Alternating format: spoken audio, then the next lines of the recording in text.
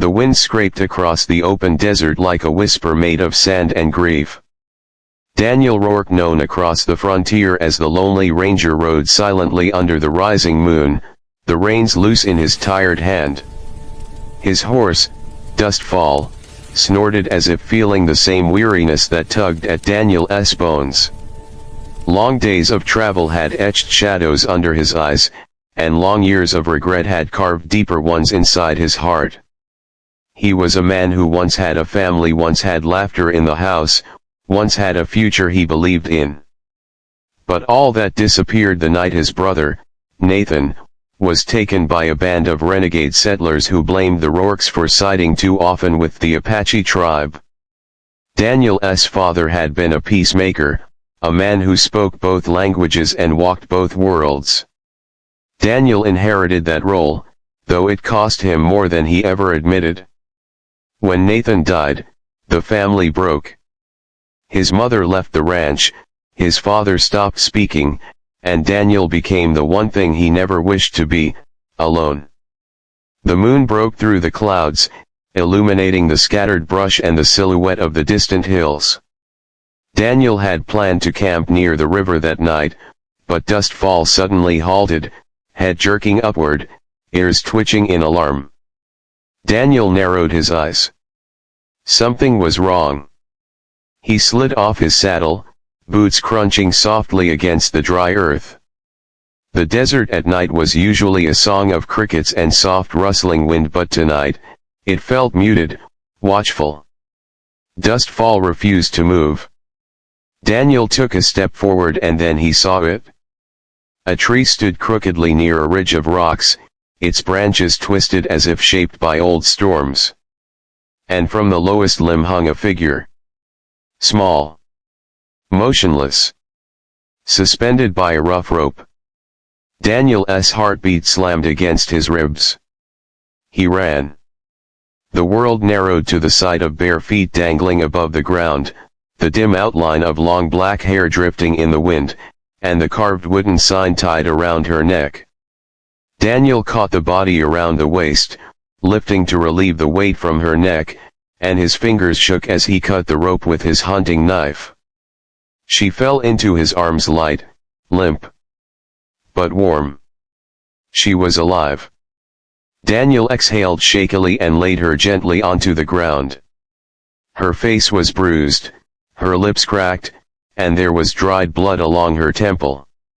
She was young, no older than 16, maybe 17. Her clothing was traditional Apache weave, torn in several places. Her breath came in shallow bursts, uneven but present. The wooden sign fell beside her, landing with a quiet thud. Daniel picked it up. Scrawled across it, in ugly jagged letters, were the words, "White man don't forgive." Daniel's stomach twisted. The implication was clear. Someone wanted revenge, someone who wanted to start a war. And they had used this girl as the spark.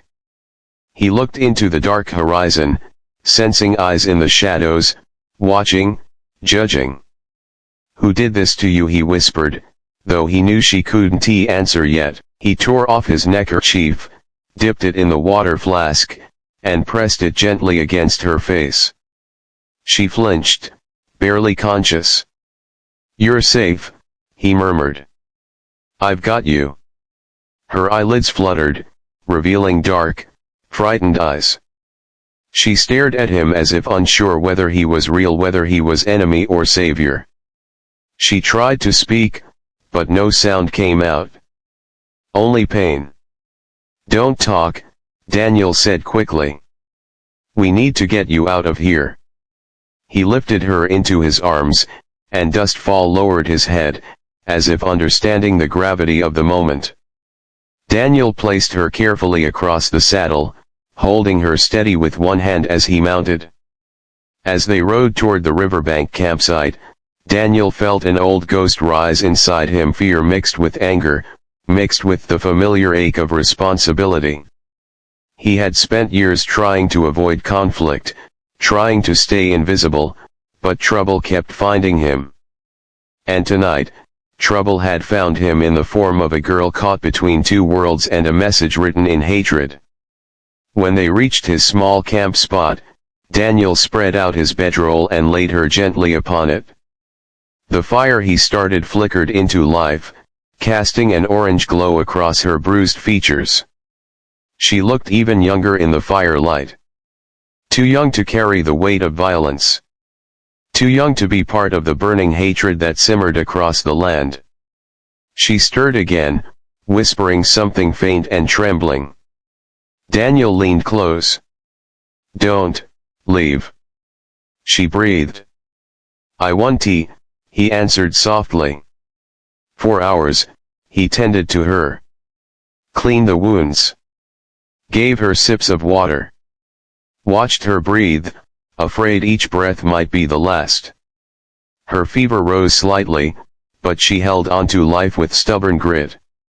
Eventually, she drifted into a deeper sleep. Daniel sat beside her, leaning back against a log, the fire crackling softly. He stared at the sign again. "White man don't forgive." Whoever wrote it was trying to provoke something. Something ugly.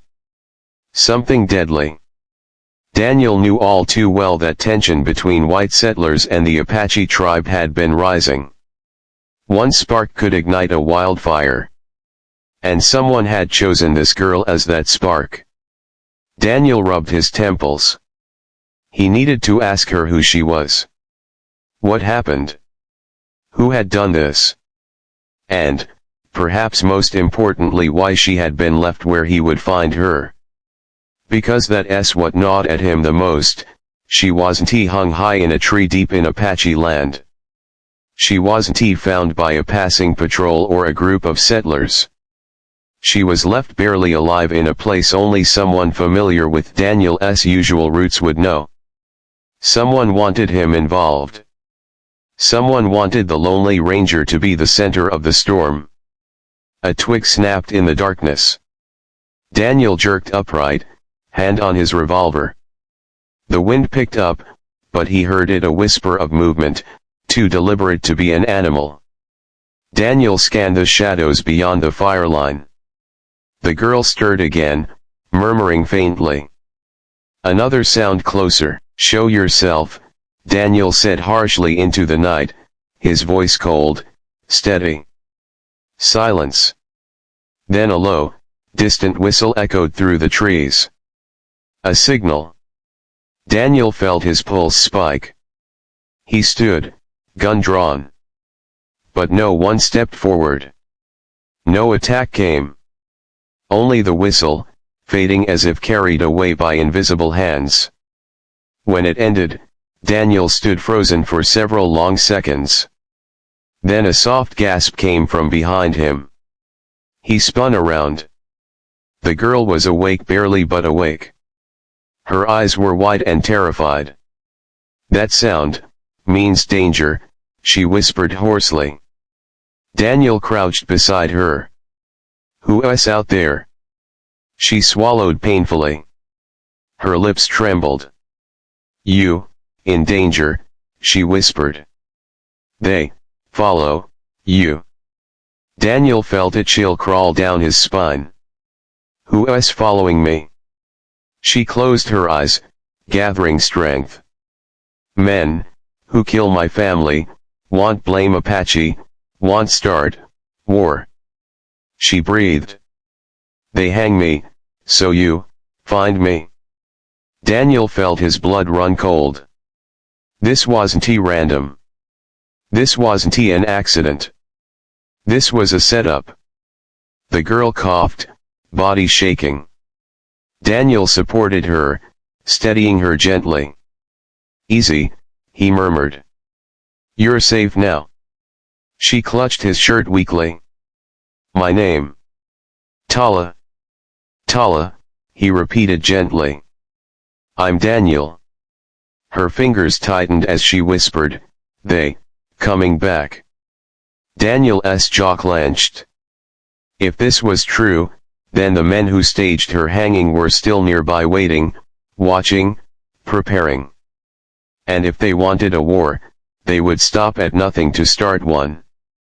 Daniel extinguished the fire with a swift boot, plunging the campsite into darkness. "Tala," he whispered, lifting her carefully. "Stay quiet. We need to move." Her head rested against his shoulder, trembling with exhaustion and fear.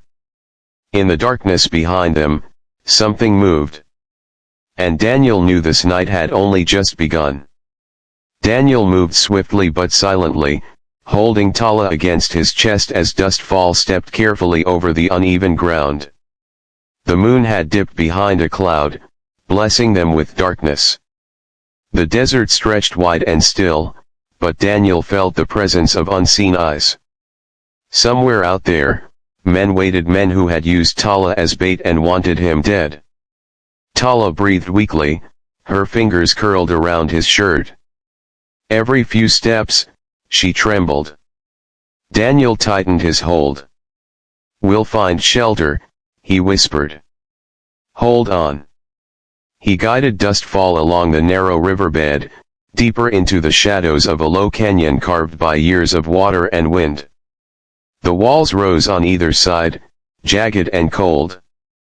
Only when he felt certain they weren't being followed did he stop beneath a cluster of boulders.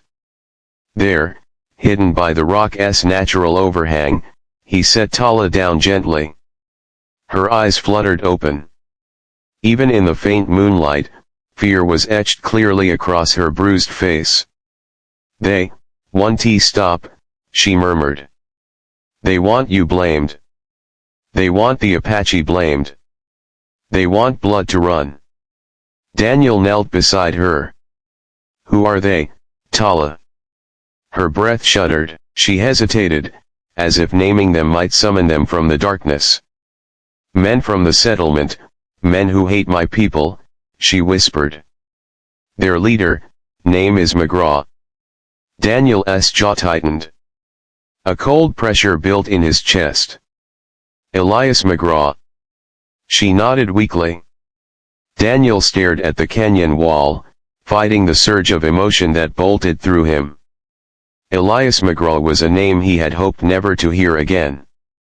A man of ambition and cruelty, once a rancher, now a self-appointed protector of white lands. He had built his influence by fueling hatred, by spreading lies, by turning neighbor against neighbor.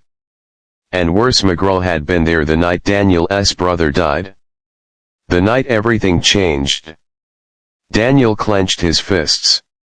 Tala watched him carefully, as though she sensed the storm inside him.